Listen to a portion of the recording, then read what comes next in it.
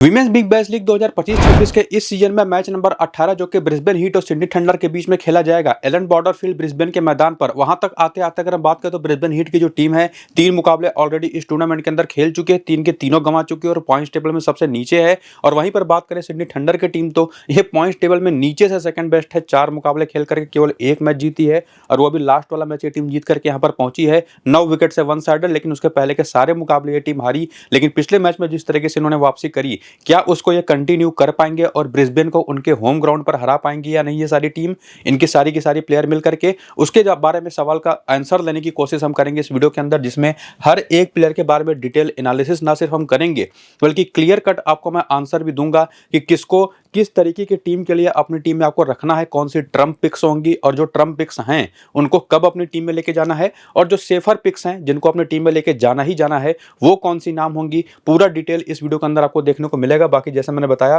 कि Allan Border field के इस मैदान पर 21 नवंबर को 2:40 पर भारत के समय के हिसाब से दोपहर में जब यह मैच स्टार्ट होगा तो वहां की लोकल टाइम की होगी शाम के 7:10, यानी कि एक डे नाइट T20 मैच आप इसको मान सकते हैं, जहां पर मैच के आगे बढ़ने के साथ साथ फ्लड लाइट्स यहां पर जब जलती हैं तो टेम्परेचर ड्रॉप करता है। और ऑस्ट्रेलिया के अंदर ब्रिस्बेन में खास करके जहां पर पेस और बाउंस बहुत अच्छा होता है, जनरली ऐसी टाइमिंग पर जब मैचेस होते हैं तो सेकंड इनिंग में गेंद ज्यादा सीम और स्विंग करती है, तो पावर प्ले का जो फेज होता है सेकंड इनिंग का, इस तरीके की टाइमिंग पर जब मैचेस स्टार्ट होते हैं तो काफी बेहतर होता है तेज गेंदबाजों के लिए। ये तो एक वहां की नेचुरल कंडीशन के हिसाब से चीजें होती हैं। लेकिन अगर हम बात करें तो इस सीजन के अंदर 3 मुकाबले इस मैदान पर ऑलरेडी हो चुके हैं, जिसमें एक मैच यहां पर ब्रिस्बेन हीट और मेलबर्न रेनेगेड्स का हुआ था, जहां पर मेलबर्न रेनेगेड्स की टीम ने डकवर्थ लुईस का नियम आया, बारिश से प्रभावित मैच था तो 66 का इनको लक्ष्य मिला 8 ओवर में, जबकि उसके पहले ब्रिस्बेन हीट की टीम केवल 133 रन बना करके ऑल आउट हो गई थी। पहले 4 ओवर में इन्होंने 41 रन बना दिए थे, यानी कि कोई खास वहां पर हेल्प थी नहीं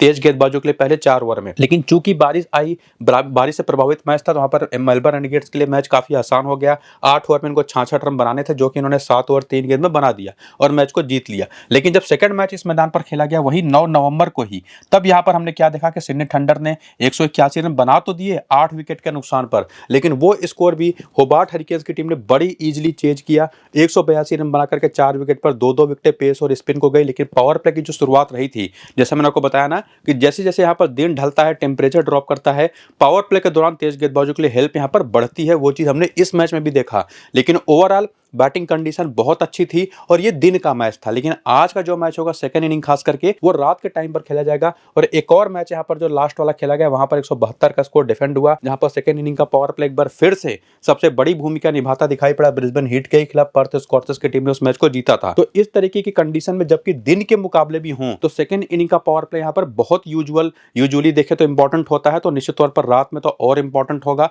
तो ये चीज आपको ध्यान से समझ करके चलनी है और टॉस के बाद ये दिमाग में रखना है कि किस टीम की सेकंड बॉलिंग है और उसकी पावर प्ले की कौन सी बॉलर्स हैं, जिसका आंसर अभी आपको मैं दोनों टीमों की तरफ से आगे वीडियो के अंदर करूंगा। तो कुछ इस तरीके की ये पिच व्यवहार करती है। बाकी पिछले 4 मैचेस जिसमें 2024 का भी एक मैच इंक्लूडेड है, 2 बार पहले बैटिंग करने वाली टीम, 2 बार बैटिंग सेकंड करने वाली टीम जीती है। और इसके साथ साथ बात करें स्पिन को 70 और पेस को जो 23 विकेटें यहाँ पर मिली हैं, अगर आप देखें तो पहली इनिंग के अंदर ही ज्यादातर विकेटें आई हैं पेसर्स और स्पिनर्स दोनों को। पेसर्स लेकिन यहाँ पर सेकंड इनिंग में भी उस पावर प्ले की कंडीशन की वजह से काफी इंपॉर्टेंट होती है। तो यहाँ पर टीम आज का वो मैच वही जीतेगी जिसका मिडिल ऑर्डर खास करके काफी स्ट्रांग हो, यानी कि अगर वो सेकंड इनिंग में भी बैटिंग करे, पावर प्ले में थोड़ी सी दिक्कत आ भी जाए तो मिडिल ऑर्डर इतना स्ट्रांग होना चाहिए कि वो किसी भी स्कोर को चेज कर पाए, जो कि इस मैदान पर हो चुका है। पीछे आपने पिच रिपोर्ट में देखा, तो जो भी कंडीशंस होंगी वेदर को लेकर के, पिच कैसी है, अगर उसका कोई अपडेट मिलता है तो वो, और मेरी अपनी जो फाइनल टीम आज के इस मैच के लिए होगी वो सब कुछ आपको मैं टेलीग्राम और व्हाट्सएप पर बताऊंगा।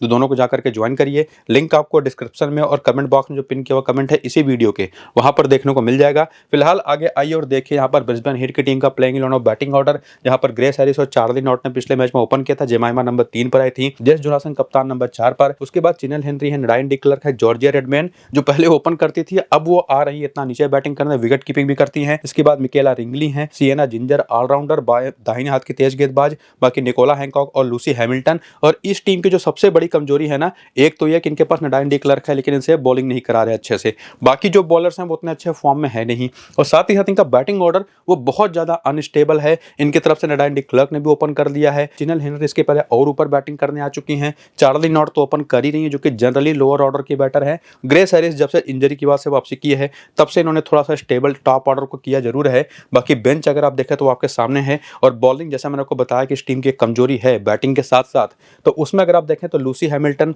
ये पहला 5वां 7वां ओवर पिछले मैच में करते दिखाई पड़े। सिएना जिंजर ने दूसरा 11वां ओवर किया। निकोला हैंकॉक ने तीसरा और 9वां ओवर किया। जेस जोनासन चौथा छठा 12वां ओवर करते दिखाई पड़ी। चार्ली नॉट और ग्रेस हैरिस ने एक एक ओवर किया। पिछला मैच इनका उतना पूरा ओवर करने का मौका मिला नहीं। लेकिन इस टीम के अंदर ना जो पावर प्ले के बारे में बात कर रहा था, पावर प्ले की सबसे इंपॉर्टेंट बॉलर कौन है, तो वो निश्चित तौर पर आप बिल्कुल भी, जैसे मैंने कहा कि तो उनका बैटिंग ऑर्डर स्टेबल है नहीं, किसी से भी ये कहीं पर भी बैटिंग करा रही है टीम, तो उसी तरह से बॉलिंग का भी बिल्कुल इनका पक्का नहीं है। लूसी हैमिल्टन जरूर पावर प्ले में बॉलिंग कर देते हैं, लेकिन वो स्पिनर हैं। लेकिन साथ ही साथ आपको इस बात में ध्यान में रखना है कि यहाँ पर सिएना जिंजर ये बहुत इंपॉर्टेंट आज के इस मैच में रहेंगी एज ए पावर प्ले की बॉलर। बाकी चूंकि कुछ भी कंफर्मेशन है नहीं करने को, तो निकोला हैंकॉक भी पावर प्ले में बॉलिंग करती हैं, तो पहली इनिंग की बॉलिंग हो या सेकंड इनिंग की बॉलिंग हो, ये दोनों की दोनों पेसर्स स्पेसिफिकली निकोला हैंकॉक आज के इस मैच की बड़ी ट्रम्प होंगी। ये चीज आपको ध्यान में रखना है। बाकी करियर के आंकड़े अगर आप देखना चाहें कि बिग बैश में या T20 फॉर्मेट में बेसिकली इन ब्रिस्बेन हीट के प्लेयर्स ने अभी तक क्या किया है, एक्सपीरियंस लेकर के क्या आती है, WBBL के पहले के सारे नंबर्स हैं आपके सामने कि कितने मैचेस खेले, कितने रन बनाए, बैटिंग एवरेज क्या रहा, विकेटें कितनी चटकाई, बॉलर्स में से कितनी मैचेस खेली, कितनी विकेटें चटकाई, उनका इनिंग के बेसिस पर स्ट्राइक रेट क्या है, बैटिंग एवरेज क्या है इनिंग के बेसिस पर, वो तो आप यहाँ पर सब कुछ चेक कर सकते हैं वीडियो को रोक करके। लेकिन अब आप देखेंगे रिसेंट फॉर्म इन्हीं प्लेयर्स का, जहां से आप समझ पाएंगे कि एक तो इस सीजन में तीन मैचेस खेल करके तीनों हारी है, तो उसमें परफॉर्मेंस क्या रही, तो निश्चित तौर पर हारी है तो परफॉर्मेंस तो निश्चित तौर पर अच्छी होगी नहीं, जो कि आपको दिखाई पड़ेगा। ग्रेस हैरिस ने 2846 रन के 2 पारियां खेली हैं, दोनों मैच में बॉलिंग करी, विकेट मिला नहीं, तो ये तो काफी एक अच्छी ऑप्शन दिखाई पड़ती हैं। और निश्चित तौर पर परफॉर्मेंस भी अभी तक ठीक ठाक रही है। चार्ली नॉट जो कि एक ऑफ स्पिन बॉलर है, राइट हैंडेड बैटर है, एक अच्छी पारी आई है, तीनों मैच में बॉलिंग भी करी है, लेकिन विकेट इनको मिला नहीं। और उसके बाद बात करें जेमाइमा रोड्रिग्स की, तो ये भी कुछ खास अच्छे फॉर्म में दिखाई पड़ी नहीं है। लेकिन उसके बाद आती है Jess Jonassen, 18 run 1 wicket 0-8 run कोई विकेट नहीं, तो परफॉर्मेंस तो इनकी भी आई नहीं है पिछले मैच को छोड़ करके, जहां पर एबव एवरेज आप कह सकते हैं परफॉर्मेंस रही। लेकिन इनके साथ एक प्लस पॉइंट वही है कि तो टॉप ऑर्डर पर बैटिंग कर रही हैं और प्लस 4 ओवर के आसपास की बॉलिंग भी करेंगी। तो जिस तरह से ग्रेस हैरिस इस टीम के सबसे इंपॉर्टेंट प्लेयर्स में से एक है, उसी तरह से यहाँ पर जेस जोनासन भी सेकंड बेस्ट है, आप कह सकते हैं ग्रेस हैरिस के ही इक्वली इंपॉर्टेंट ऑप्शन बनी रहेंगी। बाकी चिनल हेनरी 0, 39 और 29 की 3 परफॉर्मेंस पिछले 3 मैचेस में रही है एज ए बैटर। निश्चित तौर पर पहले 2 मैचेस इनके काफी अच्छे गए। नडाइन डी क्लर्क का चूंकि भरोसा नहीं है कि बॉलिंग करेंगे कि नहीं करेंगी, पहले मैच में तो एज ए ओपनर इन्होंने 40 रन बनाए भी थे, तो निश्चित तौर पर इनकी भी कुछ खास इंपॉर्टेंस का आप अंदाजा लगा नहीं सकते। जॉर्जिया रेडमैन तो बैटिंग ही काफी नीचे कर रहे हैं। मिकेला रिंगली ने 4 रन बनाए पिछले मैच में, और बॉलिंग डिपार्टमेंट इनका जो है ना, उसमें सबसे बेहतर कोई बॉलर दिखाई पड़ा तो लूसी हैमिल्टन, जिन्होंने पहले 2 मैच में 3 विकेटें ली, पिछले मैच में विकेटलेस गई। बाकी इनकी जो 2 पेसर्स है सिएना जिंजर और निकोला हैंकॉक, इनकी परफॉर्मेंसेस देखें तो वो कुछ खास नहीं रही है। निकोला हैंकॉक की तो पिटाई भी ठीक ठाक हुई है पिछले 2 मैचेस में, जब इन्होंने बॉलिंग करी विकेट एक भी मिला नहीं। सिएना जिंजर ने जरूर पहले मैच में 2 विकेट लिए, अगले 2 मैच में विकेटलेस गई, लेकिन स्टिल इनकी बॉलिंग डिपार्टमेंट जो कि निश्चित तौर पर काफी कमजोर दिखाई पड़ रही है, जिसमें सिएना जिंजर सबसे इंपॉर्टेंट ऑप्शन रहेंगी। ये बात आपको क्लैरिटी के साथ समझ करके चलनी है। तो ये 3 तो बेस्ट ऑप्शन इस टीम के पास हैं, रिसेंट फॉर्म के बेसिस पर भी, उनके जो यूटिलिटी है उसके हिसाब से भी। लेकिन इसके बाद भी अगर आप देखें ना, तो चार्ली नॉट एक ऑप्शन इनके पास, चिनल हेनरी है, नडाइन डी क्लर्क है, 2 और ऑप्शन इनके पास, और इवन जैसा मैंने आपको कहा था कि निकोला हैंकॉक एक ऑप्शन है, लूसी हैमिल्टन एक ऑप्शन है। लूसी हैमिल्टन खास करके किसी भी इनिंग की बॉलिंग हो, ये हम देखेंगे कि सामने की टीम की बैटर्स जो हो ऑफ स्पिन पहले तो खेलता कैसी है। तो निश्चित तौर पर इन तीनों के साथ यहाँ पर लूसी हैमिल्टन की इंपॉर्टेंस तो है अच्छी खासी, लेकिन बाकी जो प्लेयर्स है वो जो ट्रम्प ऑप्शन के तौर पर आज के टीम में या आपकी टीम में आ सकती है, कौन बेस्ट होंगी उसमें से वही देखने के लिए अगर आप आगे आए और हेड टू हेड के आंकड़े अगर आप देखें तो देखेंगे कि ग्रेस हैरिस के 21 मैच 460 रन 5 विकेटें हैं, ये तो निश्चित तौर पर हमारी टीम में रहने वाली भी हैं। और साथ ही साथ चार्ली नॉट के आंकड़े देखें तो 8 मैच 168 रन है, और चूंकि 4 ही बार आउट हुई हैं, बाकी बार नॉट आउट लौटी है, तो 42 का एवरेज है, 4 विकेटें भी हैं। लेकिन वहीं पर जेमाइमा के नंबर्स की बात करें तो 4 मैच में 2 बार नॉट आउट रहते हुए 125 रन है, 62 का एवरेज है। और उसके बाद जेस जोनासन के 19 मैच 280 रन है, 32 विकेटें हैं। नडाइन डी क्लर्क के 3 मैच में 33 रन है, 3 विकेटें हैं। लेकिन वही बात है कि बॉलिंग कितनी मिलेगी कुछ भी पता नहीं। जॉर्जिया रेडमैन के 21 मैच में 29 का बैटिंग एवरेज है, लेकिन तब ये टॉप ऑर्डर पर बैटिंग करती थी। बॉलिंग में निकोला हैंकॉक के 18 मैच है, 15 विकेट हैं, 2 मैच में 3 विकेट हैं लूसी हैमिल्टन के, और बाकी सिएना जिंजर ने विकेट एक मैच खेल करके लिया नहीं है। और एक और डेटा की हेल्प लेने की कोशिश करें जो कि होता है वेन्यू का, तो उसमें भी अगर आप देखें तो इस टीम के खिलाफ तो बेहतर किया ही है जेमाइमा रोड्रिग्स ने। इस साथ ही साथ इस मैदान पर भी 3 मैच में 89 रन बनाए हैं, और चूंकि एक ही बार आउट हुए तो 89 का एवरेज है, मतलब इस टीम के खिलाफ भी और इस मैदान पर भी जल्दी इनकी विकेट गिरती है नहीं। तो ये एक बहुत अच्छी ट्रम्प मेरे हिसाब से आज के इस मैच की हो सकती हैं। साथ ही साथ चार्ली नॉट भी उसी तरीके के ऑप्शन हो सकते हैं। क्यों? क्योंकि एक तो टॉप ऑर्डर पर बैटिंग कर रही है, बल्ले से तो रन बना के देंगे ही जो भी बना पाए, और बाकी बॉलिंग से विकेट निकालने के चांसेस पूरे होते हैं। बाकी ग्रेस हैरिस और जेस जोनासन को लेकर के कोई कंफ्यूजन हमको है नहीं। और उसके बाद जैसा मैंने आपको ये भी कहा था ना कि सिएना जिंजर भी one of the most important option होंगे लूसी हैमिल्टन के साथ, जिसमें निकोला हैंकॉक के इस मैदान पर आंकड़े बहुत ही शानदार हैं। तो ये तीसरी सबसे बेस्ट ट्रम्प ऑप्शन होंगी आज के इस मैच में इस टीम की तरफ से। तो अगर आप चाहें तो लूसी हैमिल्टन को ड्रॉप करके भी यहाँ पर निकोला हैंकॉक को लेके जा सकता है, लेकिन मेरे हिसाब से निकोला हैंकॉक को साथ रखिए लूसी हैमिल्टन के साथ। 4 तो बेस्ट ऑप्शन आपके पास हैं ही, बाकी 3 प्लेयरों में से कोई भी 1 या 2 ऑप्शन आप ट्राई कर सकते हैं। लेकिन इसी में एक और चीज ध्यान में रखनी है कि चिनेल हेनरी भी हैं, नडाइन डी क्लर्क भी हैं, ये ज्यादा बेटर और सेफ होंगे मेरे हिसाब से। आप चार्ली नॉट जेमाइमा रोड्रिग्स की जगह पर इन दोनों को भी ट्राई कर सकते हैं। तो आप कितना ज्यादा सेफ्टी के साथ मैच खेलना सकते हैं उस पर डिपेंड करेगा। सेफ खेलना चाहते हैं तो इन बाकी चारों प्लेयरों के अलावा ये दोनों ऑलराउंडर रख लीजिए। थोड़ा सा रिस्क लेना चाहते हैं तो बाकी ये 2 ऑप्शन हैं, प्लस निकोला हैंकॉक, इनके साथ भी आप जा सकते हैं। डिपेंड करेगा किस इनिंग की बॉलिंग बैटिंग है और इस पिच पर किस इनिंग की बॉलिंग बैटिंग में किसको क्या हेल्प मिलती है, वो पिच रिपोर्ट में बता चुका हूं। और कौन कहां पर बॉल करता है वो भी आपको मैंने ओवर्स इन्फो में बता दिया। बाकी प्लेयर बैटल भी देख लीजिए कि बैटर्स की क्या कमजोरियां हैं सामने की टीम के बॉलिंग के खिलाफ। तो ग्रेस हैरिस चमारे टपट्टो पर 11 गेंद पर 29 रन बना करके 1 बार, टिनाइल पेसल पर 33 गेंद पर 45 रन बना करके 2 बार, सबनीम इस्माइल पर 3 बार 83 रन बना करके आउट हो चुके। और इनकी एक स्पेसिफिक कमजोरी है लेफ्ट आर्म ऑर्थोडॉक्स बॉलिंग, 20 के भी नीचे का एवरेज है, 414 रन बना करके 22 बार आउट हो चुकी हैं। चार्ली नॉट हेना डार्लिंगटन पर विकेट देती रही, लेकिन वो टूर्नामेंट से फिलहाल बाहर हैं। लेफ्ट आर्म ऑर्थोडॉक्स इनकी भी एक कमजोरी है। और वहीं पर जेमाइमा रोड्रिग्स लेग स्पिन पर जनरली ज्यादा विकेट देती है, जिसमें चमारी टपट्टो, टिनाइल पेसल और सबनीम इस्माइल, इन तीनों पर भी आंकड़े थोड़े से पुअर हैं, ये आप कह सकते हैं। इसके बाद बात करें बाकी जो बैटर्स हैं, जिसमें चिनेल हेनरी है, नडाइन डी क्लर्क है, जेस जोनासन है, इनके भी इंडिविजुअल बॉलर्स के खिलाफ तो आंकड़े आपके सामने हैं। लेकिन एक कॉमन जो चीज आपको दिखाई पड़ेगी वो है लेफ्ट आर्म ऑर्थोडॉक्स और लेग स्पिन बॉलिंग, जो इस टीम के खिलाफ काफी यूजफुल होने वाली है आज के इस मैच में, जो कि हमने प्लेयर बैटल का डेटा देख करके समझा। बाकी जॉर्जिया रेडमैन के भी प्लेयर बैटल के डेटा को आप देख सकते हैं। दोस्तों कौन सी बॉलर है सामने की टीम में जो लेफ्ट आर्म ऑर्थोडॉक्स बॉलिंग कर लेती हैं या लेग स्पिन बॉलिंग कर लेती हैं? तो लेफ्ट आर्म ऑर्थोडॉक्स बॉलर तो हैं सैमंथा बेट्स, जो कि बहुत ही इंपॉर्टेंट ऑप्शन है इस टीम की।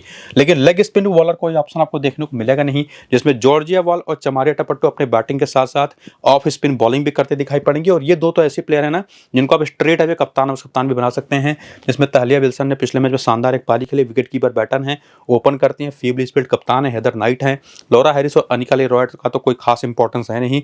बॉलिंग में लूसी फिल ने एक बहुत अच्छा ऑप्शन ऐड किया है अपनी टीम में, और खास करके जो इनकी हाइट है और जो इनके पास right arm medium pace bowling है और प्लस बैटिंग, चूंकि 2 मैचेस इस सीजन में खेल चुकी है, एक मैच में 49 रन की पारी भी शानदार खेली, ये भी काफी इंपॉर्टेंट हो जाती है सैमंथा बेट्स और सबनीम इस्माइल के साथ। बाकी टिनाइल पेसल कैसी ऑप्शन होंगे उनको भी आगे देखेंगे। बेंच की नाम आप यहाँ पर देख सकते हैं, किसने किस ओवर में पिछले मैच में बॉलिंग करी, उसका सारा डेटा आपके सामने है। लेकिन ये जो जानना है आपको कि पावर प्ले की सबसे इंपॉर्टेंट बॉलर कौन है, तो वो तो सबनीम इस्माइल हैं ही। और साथ ही साथ पिछले मैच में टिनाइल पेसल ने भी 5वां ओवर किया, लेकिन ये पावर प्ले का फेस तो है नहीं। लेकिन एक बात आपको ध्यान में रखनी है कि आज के इस मैच में चांसेस होंगे कि सबनीम इस्माइल तो पावर प्ले में बॉलिंग करेंगी, शायद लूसी फिन और टिनाइल पेसल में से किसी एक को भी पावर प्ले में मौका मिले, इसमें लूसी फिन ज्यादा सेफ ऑप्शन होंगी। बाकी तो स्पिनर्स हैं, उन्होंने किस किस ओवर में आकर के बॉलिंग करी वो आप जरूर देख लीजिए। करियर का डेटा है, इसको भी वीडियो को यहीं पर रोक करके जरूर देख लीजिएगा। बाकी रिसेंट फॉर्म जिसमें आपको मैं ऑलरेडी बता चुका हूं कि ये टीम 4 मुकाबले खेल चुकी है, एक मैच पिछला वाला जीती 10 विकेट से, जिसमें सबसे बड़ा हाथ था तहलिया विल्सन ने 55 नाबाद की पारी खेली, जॉर्जिया वॉल ने 43 रन बनाए और 50 नाबाद की पारी खेली वहां पर कप्तान फीब लिचफील्ड ने, जो कि इसके पहले के 3 मैच में नहीं चली थी।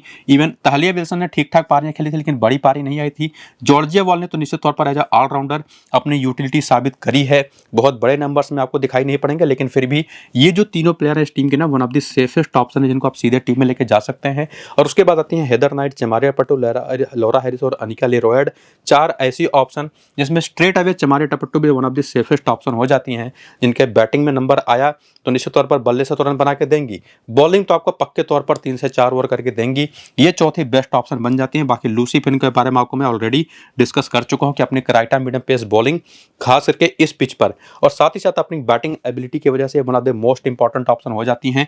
और जैसा आपने प्लेयर बैटल में देखा था उसकी बेसिस पर समंथा बेट्स और सबनीम इस्माइल पिच रिपोर्ट में जो चीज़ आपने समझी तो उसके बेसिस पर ये कुछ और बेहतर ऑप्शन बन जाते हैं जिनका फॉर्म भी काफ़ी बढ़िया लगा हुआ है। तो ओवरऑल अगर आप रिसेंट फॉर्म के हिसाब से देखें और जो ऑप्शंस दोनों टीमों की तरफ से आपको मिल रही हैं स्टेबिलिटी के हिसाब से भी देखें तो यहीं पर आते आते आपको समझ में आ जाता है कि सिडनी थंडर की जो टीम है वो आज के इस मैच पे फेवरेट होगी। और निश्चित तौर पर जितने सारे ऑप्शन इस टीम के पास हैं जिनके नंबर्स की बेसिस पर आप इनको टीम में लेना भी चाहेंगे तो टोटल 7 ऑप्शन उसमें अगर आप हेदर नाइट को भी ऐड कर दे तो 8 ऑप्शन बन जाती हैं।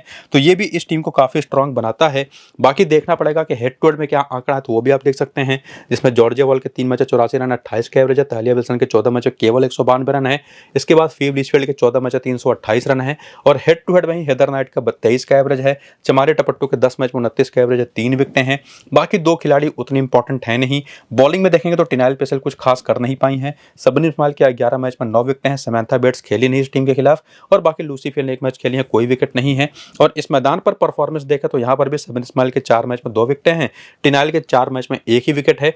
और बाकी प्लेयर्स के भी नंबर्स अगर आप देखें तो उसमें फीव लिचफील्ड एक बार फिर से आगे निकलती दिखाई पड़ती हैं। जिसमें प्लेयर बैटल का डेटा भी इंक्लूड करें तो तालिया विल्सन एक ऐसी खिलाड़ी है जो कि लेग स्पिन और खास करके अगर मैं बात करूं इस सिडनी थंडर की टीम की ना तो लेग स्पिन इनकी एक कमजोरी रही है जो कि आपको नंबर्स में यहाँ पर देखने को मिलेगी कि लेग ब्रेक स्पिन के खिलाफ 9 बार आउट हुई 137 रन बना करके तालिया विल्सन, जॉर्जिया वॉल 14 बार आउट हुई 233 रन बना करके, फीव लिचफील्ड 20 बार आउट हुई 283 रन बना करके। तो जहां पर लेग स्पिनर गेम में आए रेस्ट स्पिनर वहां पर लेफ्ट आर्म ऑर्थोडॉक्स को भी आप काफी हद तक उसी तरीके का बॉलिंग ऑप्शन मान सकते हैं इस टीम के खिलाफ। और बाकी अगर आप बात करें इंडिविजुअली तो चार्ली नॉट, नडाइन डी क्लर्क और साथ ही साथ जेस जोनासन और इवन ग्रेस हैरिस पर भी आंकड़े बहुत अच्छे तालिया विल्सन के है नहीं। और तालिया विल्सन के स्पिन बॉलिंग एक कमजोरी भी है।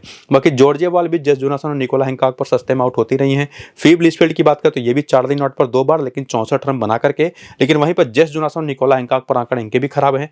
और उसके बाद की जो बैटर्स हैं उनके भी नंबर्स अगर आप देखो तो फिर से लेफ्ट आर्म ऑर्थोडॉक्स और लेग स्पिन बॉलिंग वो आपको गेम में दिखाई पड़ेगी। जिसमें ओवरऑल सीधे सीधे आपको मैं बता भी चुका हूं ना स्पिन बॉलिंग इस टीम के खिलाफ काफी यूजफुल होगी। तो पिच के हिसाब से तो निश्चित तौर पर पावर प्ले के सेकंड इनिंग के फेज में पेसर्स इंपॉर्टेंट हैं, ओवरऑल तो हैं ही जो डेथ ओवर में बॉलिंग करेंगी और साथ ही साथ स्पिनर्स वो तो मोस्ट इंपॉर्टेंट है दोनों टीमों के खिलाफ। ये चीज आपको ध्यान में रखनी है। बाकी ये तो आप समझ ही चुके हैं कि सिडनी थंडर की टीम अभी तक की अपनी परफॉर्मेंस और जो उनकी टीम की स्टेबिलिटी है बेसिकली उसके बेसिस पर आगे निकलती दिखाई पड़ रही है आज के इस मैच में। बाकी ब्रिस्बेन हीट की टीम के पास भी एबल प्लेयर्स तो हैं, अगर वो वापसी कर जाएं तो उनका चांस बनेगा। लेकिन इसमें टॉस का भी इंपॉर्टेंट रोल है, वो भी देखना पड़ेगा हमको टॉस जीत करके कौन क्या फैसला करता है, सेकंड इनिंग की किसकी बैटिंग होती है। उसका रीजन आपको मैं बता चुका हूं कि पिच रिपोर्ट में कि क्यों ये बात आपको मैं कह रहा हूं। तो पूरा वीडियो शुरू से अंत तक जरूर देखिए चीज़ों को समझने के लिए। बाकी जो भी फाइनल टीम बनेगी पिच रिपोर्ट या वेदर अपडेट जो होगा वो आपको मैं टेलीग्राम और व्हाट्सएप पर दूंगा। तो दोनों को जाकर के ज्वाइन करिए, लिंक आपको डिस्क्रिप्शन में और पिन कमेंट में देखने को मिल जाएगा। तो जाइए क्लिक करके ज्वाइन हो जाइए और वीडियो जैसा मैंने आपको कहा